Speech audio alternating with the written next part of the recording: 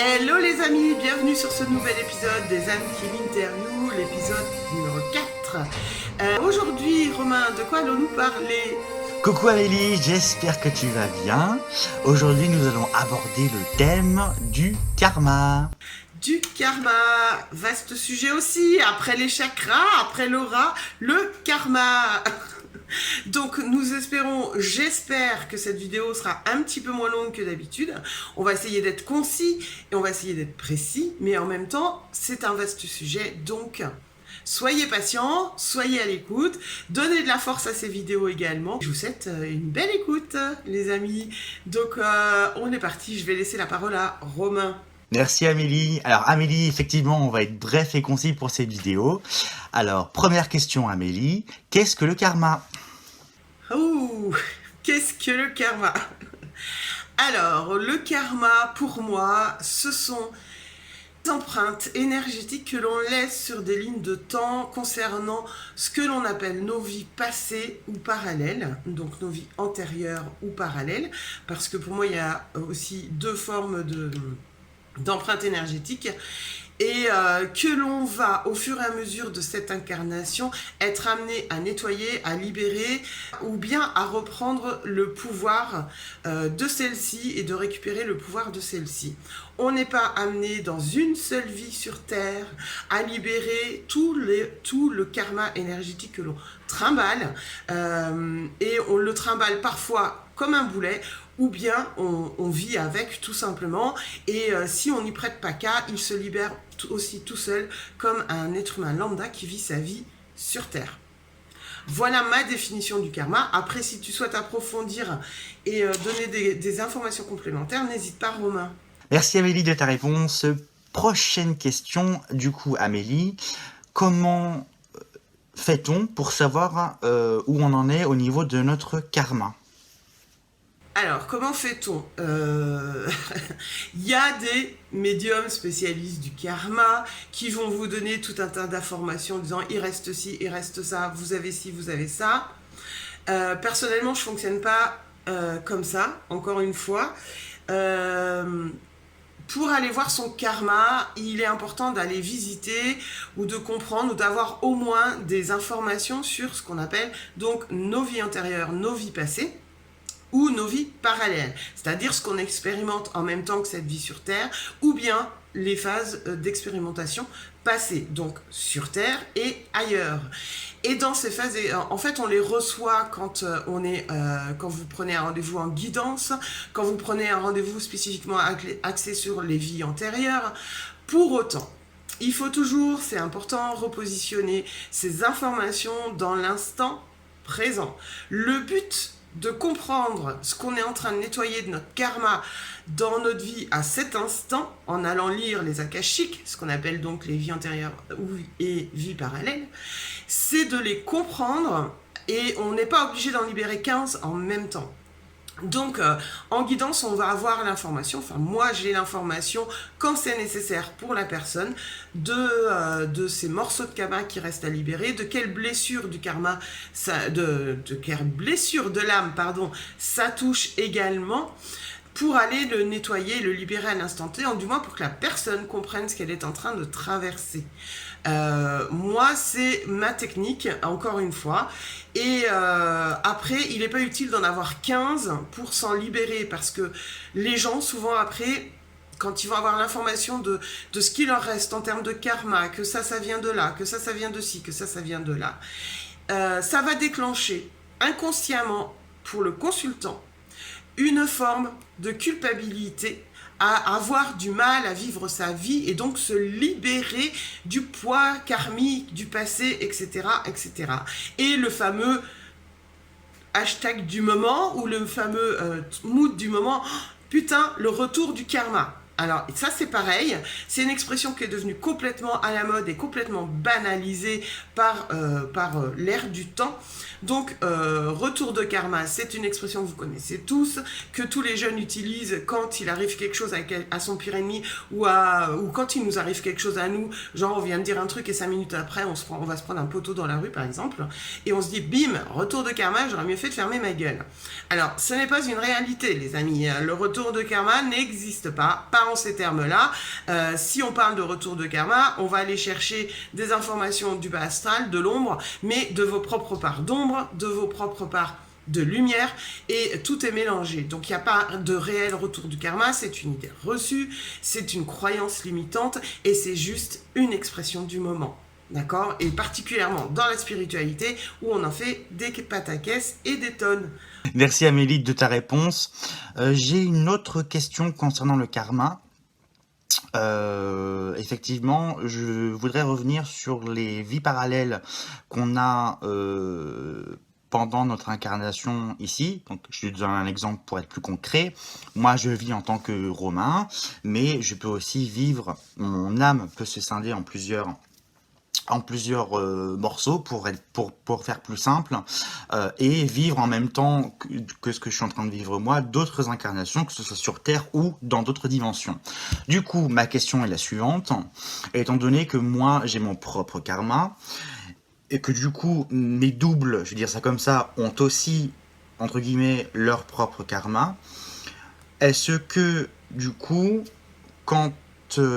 comment dire, est-ce que le karma de toutes les vies que je peux avoir en même temps que celle-ci s'accumule? Alors oui et non, parce qu'en fait, ces autres toits parallèles vivent, mais ils ont une forme de karma, mais qui n'est pas complémentaire. C'est-à-dire que tu vas pas stocker les karmas de tous les Romains, de toutes les dimensions en même temps, c'est pas possible. Tu pourrais pas vivre incarné dans la matière, surtout déjà d'une, parce que la matière est tellement lourde à gérer que énergétiquement, si en plus tu te trimballais le karma des autres Romains qui expérimentent en même temps, ce serait beaucoup trop compliqué. Donc chacun a son parcours. Les autres Romains qui expérimentent en même temps, ils peuvent expérimenter en plus dans l'opposé complet de ce que tu es toi aujourd'hui. Donc imagine si tu te retapais en plus ce karma-là. Ça ferait beaucoup trop, et l'être humain, il n'est pas venu pour ce genre de choses. Pour autant, en termes de vie parallèle, c'est toujours pareil, c'est des morceaux énergétiques, des empreintes énergétiques qui évoluent en parallèle. Donc sur une même forme de temporalité, sur des univers simplement différents. Donc ces autres formes-là, qui expérimentent en même temps que toi, elles sont quand même en lien avec toi, puisque c'est pour moi des compartiments d'âme, de ton âme. Donc, elles évoluent aussi en même temps que toi, et elles t'apportent des réponses également, et inversement. Mais la plus grosse partie de ton âme et la plus grosse vie, elle est ici à l'instant T, pour toi Romain. Donc, ces expériences effectuées parallèlement vont apporter plutôt un complément pour ta vie sur Terre, que une cumulation de karma, si j'ose dire. Voilà, en tout cas, de ce que j'en sais aujourd'hui et de ma vérité aussi. Ok. Maintenant, merci Amélie pour ta réponse. J'ai une autre question concernant tout ce qui est... on va aller un petit peu plus en profondeur. Alors, au niveau du karma, moi j'ai mon karma, ma mère a son karma, mon père a son karma et compagnie. Ok. Donc on a bien un karma chacun distinct. Est-ce qu'il est possible, plus d'avoir notre propre karma, d'avoir un karma qu'on appelle familial, qui va englober, pas tout, mais une partie du mien, celui de ma mère, celui de mon père, et qui va former en fait un karma familial, et qui peut nous suivre sur nos vies futures? Complètement. Le karma, on a chacun le nôtre qu'on décide quand on s'incarne de libérer, de travailler, d'avancer dessus, etc. Et on choisit aussi souvent de libérer ce qu'on appelle le karma familial, donc tout ce qui va être transgénérationnel est lié à ce karma-là. Et puis, n'oublions pas qu'on s'incarne sur un être énergétique qui est vivant, donc Gaïa, et sur cet être énergétique qui nous accueille et qui souhaite nous accueillir encore longtemps, eh bien, il y a aussi, puisqu'elle a des points de chakra, puisqu'elle a une aura, puisqu'elle a une énergie, puisqu'elle vit, il y a aussi un karma collectif qu'on est amené en individuel à libérer.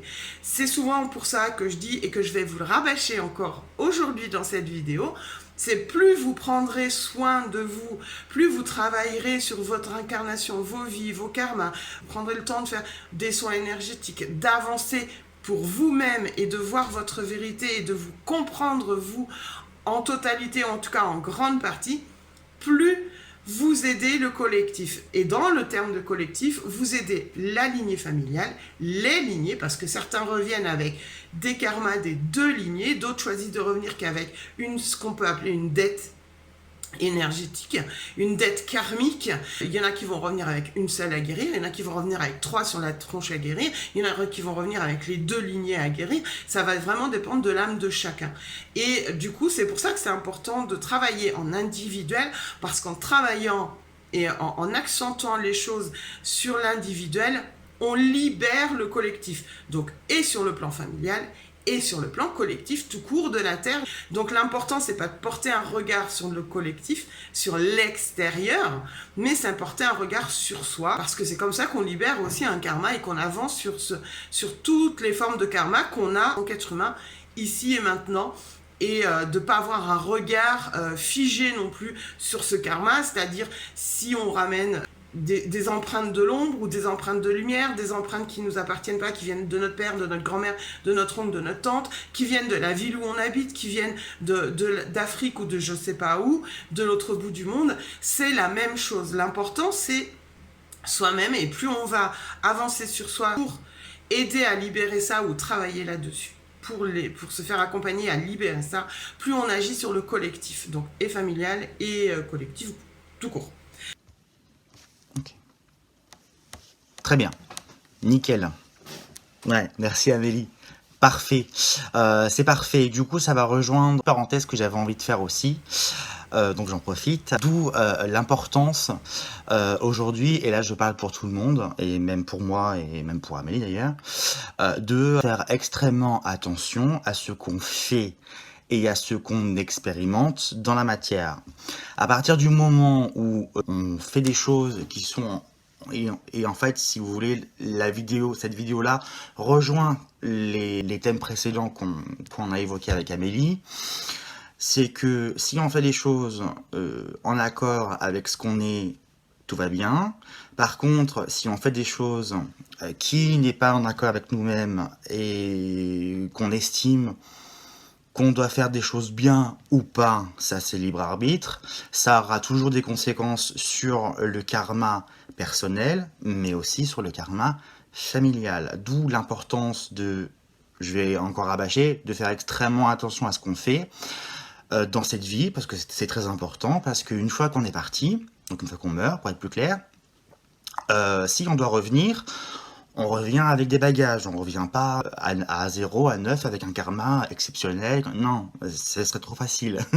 D'où le dicton de partir léger à ce niveau-là et de pas faire n'importe quoi dans ce monde-là. Alors je sais que dans ce monde-là, c'est le bordel et que tout le monde ne pense pas à ça.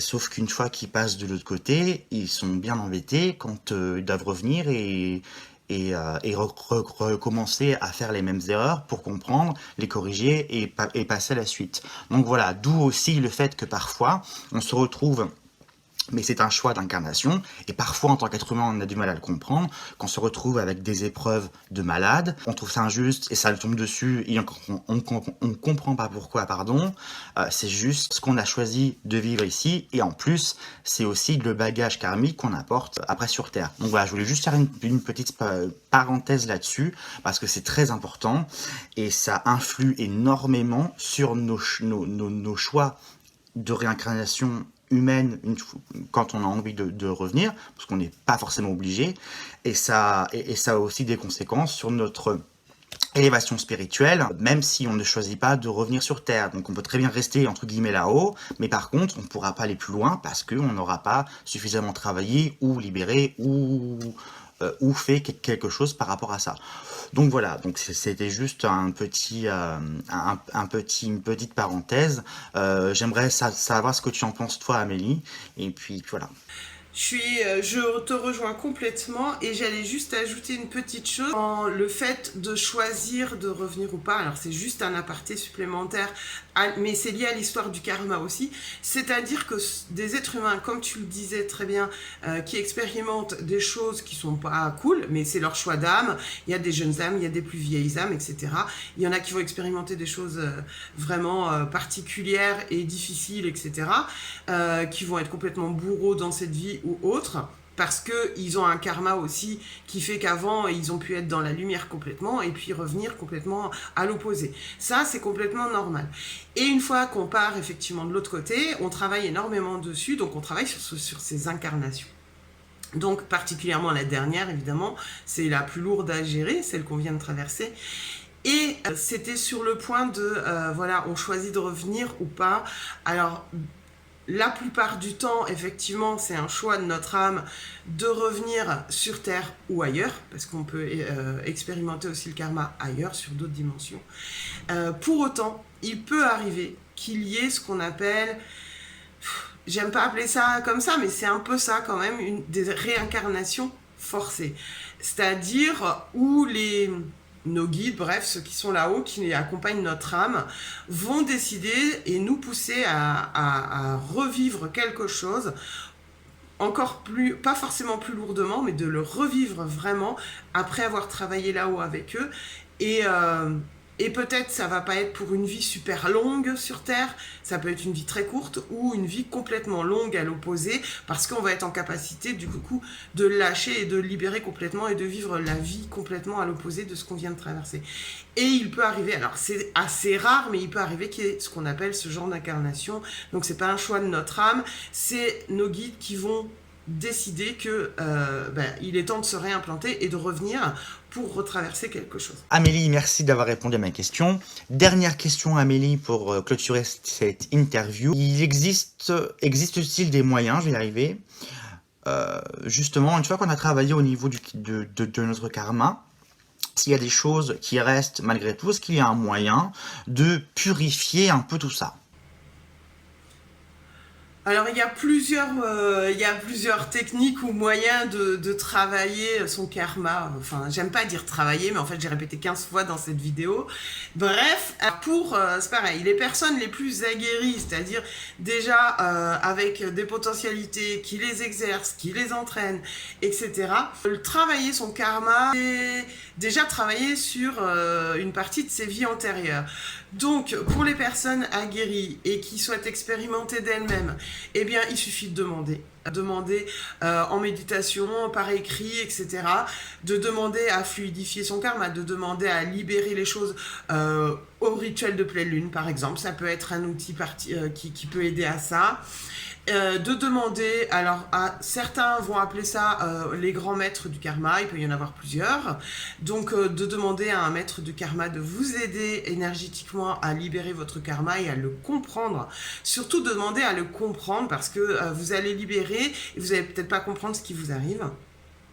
Il y a des consultations spécifiques de vie antérieure, mais alors là, j'y mets des gros guillemets, des gros bémols, parce que le but n'est pas que vous connaissiez vos vies antérieures, le but est toujours de les connaître pour les comprendre. Donc si vous faites une consultation de vie antérieure et vous vous trimballez derrière avec 15 vies antérieures, mais que vous ne comprenez même pas quelle résonance elles ont avec cette vie à l'instant T, c'est-à-dire maintenant, tout de suite, pas dans 8 jours, pas dans 3 semaines, pas dans 6 mois, et pas dans il y a 15 jours, ou il y a 6 ans, ou il y a 20 ans, ou il y a 30 ans, c'est-à-dire toujours ici.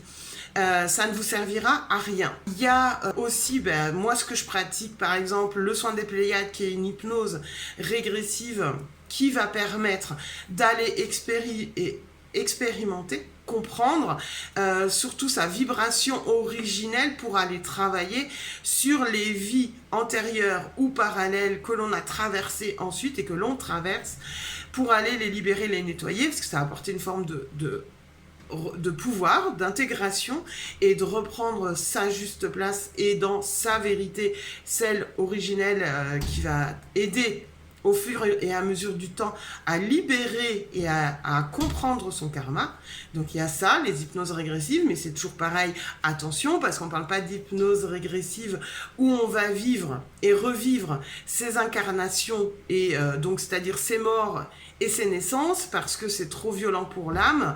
L'âme n'est pas là pour expérimenter et revivre de la douleur. L'âme, elle n'est que amour, elle n'est que vibration de lumière et d'amour, donc elle est là juste pour les comprendre et avancer avec. Elle n'est pas là pour revivre la douleur.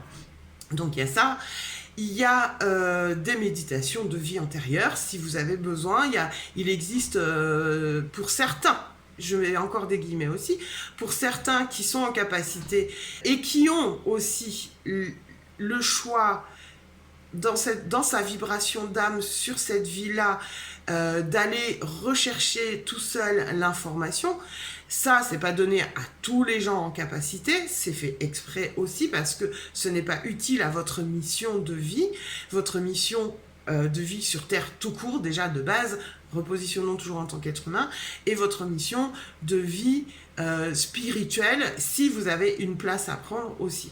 Donc, les gens qui sont en capacité, vous pouvez à l'aide, il y a plein de cartes oracles sur les vies antérieures, ou bien en méditation, demander à visualiser ou à comprendre parce qu'il faut faire un par un, une de vos vies antérieures, celle qui va vous réfréner ou vous bloquer sur l'instant T de votre vie d'être humain. C'est pas utile d'aller demander à en voir 15 000. Vous pouvez par contre, pendant cette méditation, ou travailler avec les cartes oracles, etc., en recevoir plusieurs, c'est-à-dire avoir plusieurs informations de plusieurs vies, parce que toutes ces informations réunies vont faire que c'est le frein de votre vie à cet instant T. Donc ça, c'est comme ça qu'on peut travailler le karma. On travaille généralement le karma, souvent en lien avec ce qu'on appelle les akashiques, donc les vies antérieures et passées. Il peut arriver également qu'en guidance, quand vous prenez rendez-vous en guidance, vous ayez une information sur votre karma de l'instant T, c'est-à-dire, oui, parce que là, tu es en train de libérer ceci, là, tu es en train de comprendre ça, là, tu es en train d'intégrer ci et ça et machin. Donc, c'est aussi comme ça qu'on arrive à libérer le karma, libérer, c'est-à-dire le comprendre, intégrer pour qu'on traverse ça à ce moment-là, et plus on l'intègre, sans y penser et sans y porter son attention dessus tout le temps, encore une fois, comme toute chose dans la spiritualité, eh bien, on lâche tout en continuant de vivre notre vie tranquillement, d'être humain, de travailler, de manger, de s'occuper de ses gosses, ses animaux, bref, de faire toutes nos activités du quotidien. Par contre, on va ce qu'on appelle, du coup, le conscientiser parce qu'on aura eu l'information, on l'aura comprise et du coup, on l'aura intégrée, donc on n'aura plus qu'à la digérer en continuant de vivre. Voilà, Romain, comment on peut avoir une approche sur le karma. Et puis, comme je vous dis, voilà, demander à libérer, à fluidifier, à travailler certains points de votre karma dont vous avez l'information aussi, ou bien qu'on vous apporte l'information. Je vous dis pas que vous allez la réceptionner facilement, simplement. Même si vous êtes en capacité, c'est pas forcément donné à tout le monde d'y accéder. Et c'est fait exprès parce que chaque médium, moi la première, la Terre entière, on a une mission, on a donc des potentialités qu'on va réveiller au fur et à mesure, et en même temps, on a aussi des potentialités qu'on ne réveillera jamais dans cette vie-là, qui ne seront pas utiles à notre mission première de vie et d'expérimentation. Donc, on va être amené à aller consulter aussi nous-mêmes des gens qui vont nous aider à comprendre, à intégrer, à aider, à libérer les choses. Et quand je parle de ça, c'est pareil, il ne s'agit pas d'un soin. Alors j'ai travaillé ça sur ton karma, sur ta vie, il y a ça que j'ai nettoyé, c'est bon, t'es repris de lumière, merci, au revoir. Ça, c'est pas un soin sur le karma parce que ça manque d'intégration, ça manque de compréhension et ça manque d'information. Parce qu'on est toujours pareil sur ces histoires de... Il y a un accompagnement post-soin sur les karmas, etc. Et un accompagnement en termes de mini-guidance pour la compréhension et l'intégration. Je me suis étalée. Merci Amélie d'avoir répondu à toutes mes questions. Que proposes-tu, toi, Amélie, par rapport aux soins du karma ? Alors déjà, comme je le disais, voilà, moi je fais des guidances voyance, donc pendant les séances de guidance, je reçois, alors encore une fois, vu que je travaille sur l'instant T, en guidance voyance, je reçois, si c'est nécessaire, pour le consultant, les informations en direct par rapport à soit une vie antérieure, soit une expérimentation parallèle, soit une blessure d'âme, et donc des informations sur le karma. C'est pas systématique. Ça va être encore une fois le moment de compréhension pour la personne. Donc ça se fait tout seul en guidance voyance dans mes canalisations. Et puis donc évidemment l'autre soin qui est lui beaucoup plus expérimental, qui va beaucoup plus loin. Donc le soin d'hypnose régressive envoyé par les Pléiades, donc le soin des Pléiades qui lui dure 3 heures. Une hypnose dans laquelle j'oriente votre voyage, j'induis que s'il est nécessaire pour vous d'aller vérifier une information et que vous avez du mal à décoller, sachant que je canalise à l'instant T en même temps que je fais le soin, donc c'est-à-dire que s'il y a des choses à nettoyer, à guérir, à comprendre, je fais le soin de guérison et de nettoyage pendant la séance d'hypnose, en même temps que vous. C'est un soin interactif, donc vous êtes maître du soin. Je vous interroge et vous répondez à mes questions pendant le soin. Si vous voulez en savoir plus, Romain a fait l'expérience du soin des Pléiades.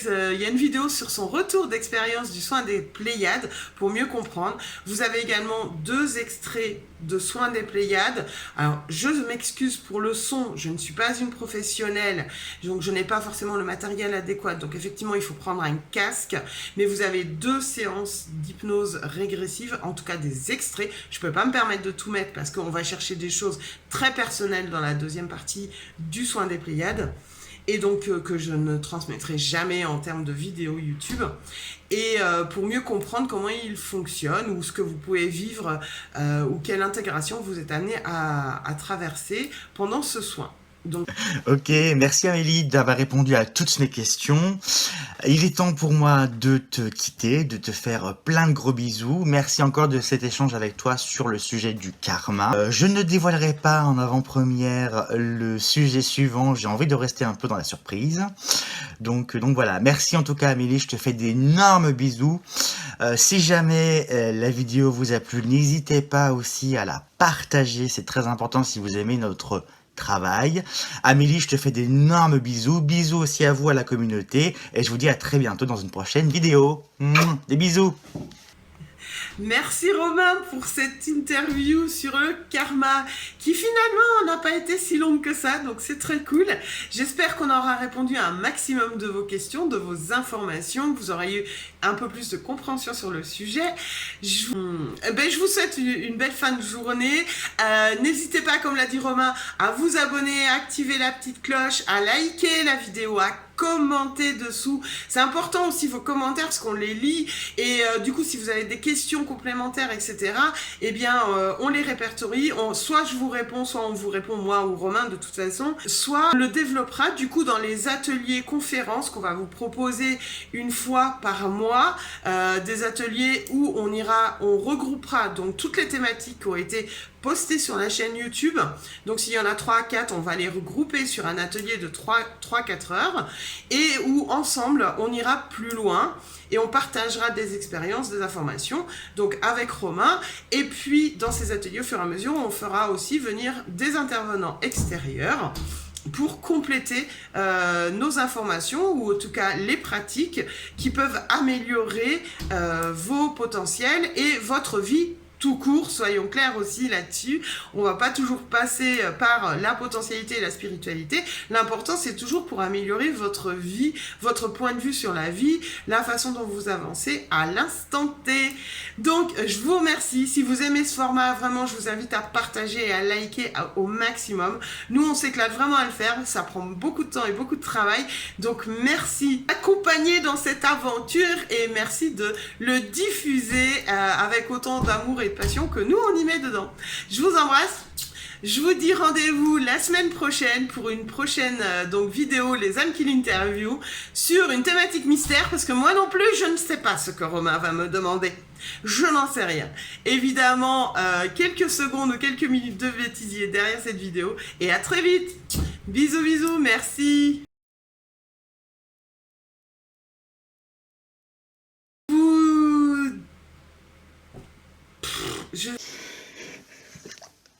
Un truc, j'ai perdu. Allez, c'est reparti. Merde, putain, j'ai bugué. Ah putain. J'espère que j'ai été claire, je sais pas du tout.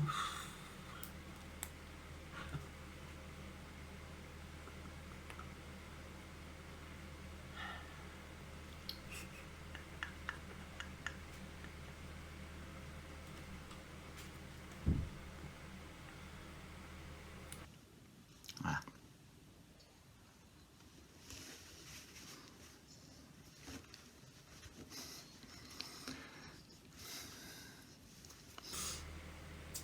Voilà, c'est fait.